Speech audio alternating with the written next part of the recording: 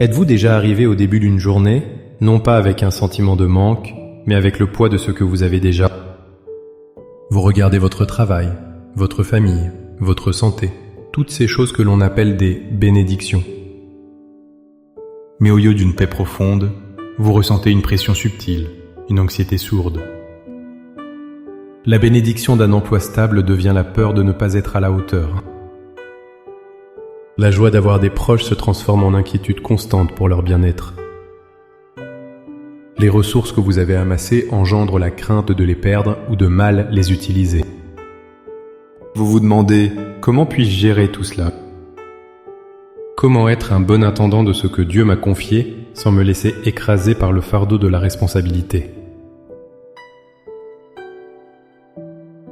Cette confusion est un cri silencieux de l'âme, un cri que Dieu entend.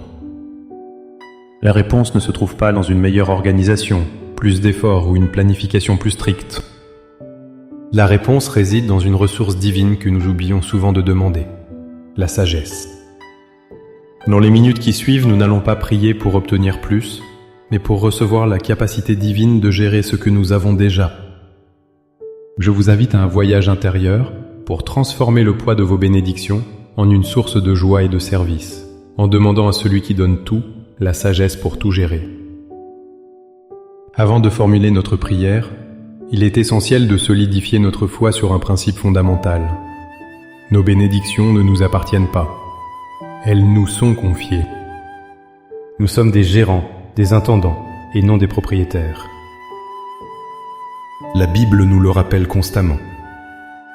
Dans la parabole des talents, en Matthieu 25, le maître ne reproche pas au serviteur d'avoir peu, mais de n'avoir rien fait avec ce qui lui a été confié. La question n'est jamais la quantité de nos bénédictions, mais la qualité de notre gérance. Gérer avec sagesse honore Dieu bien plus que de simplement accumuler. De plus, l'apôtre Jacques nous offre une promesse extraordinaire et directe au chapitre 1, verset 5. « Si quelqu'un d'entre vous manque de sagesse, qu'il la demande à Dieu, qui donne à tous simplement et sans reproche, et elle lui sera donnée. » Remarquez la beauté de cette promesse. Dieu ne nous dit pas « débrouillez-vous ». Il ne nous reproche pas notre manque de discernement.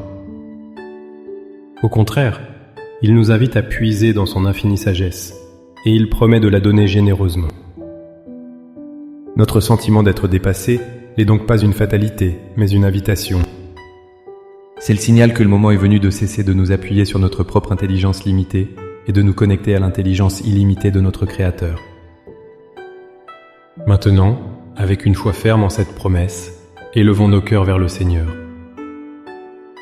Trouvez un lieu de calme, fermez les yeux si vous le pouvez, et laissez ces paroles devenir les vôtres. Priez avec toute votre sincérité. Père céleste, source de toute vie et auteur de toute bénédiction, je me présente devant toi en ce début de journée. Je ne viens pas avec une liste de ce qui me manque, mais avec un cœur rempli de gratitude pour tout ce que tu m'as déjà donné. Tu as béni ma vie de bien des manières, visibles et invisibles, et je te dis merci. Mais Seigneur, je confesse humblement que le poids de ces bénédictions me semble parfois lourd. Je dépose à tes pieds l'anxiété qui accompagne mes responsabilités. Je renonce à la pression de tout contrôler par mes propres forces, par ma propre intelligence. Je me libère de la peur de l'échec, de la peur de mal gérer ce que tu m'as confié. Je te remets la tendance à comparer mes bénédictions à celles des autres. Pardonne-moi pour les fois où j'ai pris tes dons pour acquis et pour les fois où l'orgueil m'a fait croire que mes succès venaient de moi seul. Aujourd'hui, je choisis de me souvenir que tout vient de toi. Père, en vertu de ta promesse dans le livre de Jacques, je te demande ta sagesse divine. Je proclame que je ne suis pas seul pour gérer cette journée. Je demande ta sagesse pour gérer mon temps. Montre-moi ce qui est essentiel et ce qui est futile. Aide-moi à investir mes heures dans ce qui a une valeur éternelle et non dans ce qui est simplement urgent. Que chaque minute soit utilisée pour ta gloire. Je demande ta sagesse pour gérer mes ressources. Qu'il s'agisse de mes finances, de mes biens ou de mon énergie. Apprends-moi à être généreuse, mais prudente, à investir avec discernement et à ne jamais laisser le matériel devenir une idole dans mon cœur. Fais de moi un canal de tes bénédictions pour les autres. Je demande ta sagesse pour gérer mes relations. Donne-moi les mots justes pour encourager, la patience pour écouter et le courage pour dire la vérité avec amour. Montre-moi comment aimer les gens comme tu les aimes, comment pardonner comme tu pardonnes, et comment construire des ponts au lieu de murs. Je demande ta sagesse pour gérer mes dons et mes talents. Révèle-moi comment les utiliser pleinement, non pas pour ma propre reconnaissance, mais pour servir le but que tu as pour ma vie et pour être une bénédiction dans la vie de ceux que je rencontre. Par la foi, je reçois maintenant ta sagesse. Je déclare que cette journée ne sera pas dirigée par la confusion, le stress ou la peur, mais par ta main directrice et ton esprit de sagesse. Je marche avec confiance, sachant que tu éclaires mon chemin. Je te remercie d'avance pour les décisions éclairées que je prendrai, pour la paix qui gardera mon cœur et pour la joie que je trouverai en étant un bon et fidèle gérant de tes grâces. Au nom puissant et merveilleux de Jésus. Amen. Cette prière n'est pas une formule magique, mais le début d'un dialogue quotidien. Le voyage de la sagesse est un chemin qui se parcourt pas à pas, jour après jour, en communion avec Dieu. Considérez chaque décision d'aujourd'hui comme une opportunité de mettre cette prière en pratique.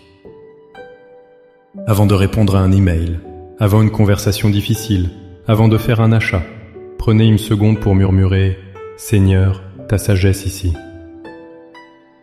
Si cette prière a résonné en vous, n'hésitez pas à cliquer sur « J'aime » pour nous le faire savoir. Partagez-la avec une personne de votre entourage qui se sent peut-être dépassée par ses responsabilités. C'est un cadeau précieux que vous pouvez lui offrir. Et pour continuer à grandir ensemble dans la foi et la sagesse, abonnez-vous à notre chaîne. Pour sceller votre engagement ce matin, écrivez dans les commentaires la déclaration de foi suivante. Seigneur, je choisis ta sagesse aujourd'hui. Chaque commentaire est une encre qui fixe votre intention dans le monde spirituel et vous rappelle votre décision tout au long de la journée. Que le Seigneur vous bénisse et vous accorde une journée remplie de sa paix et de son incroyable sagesse. À bientôt.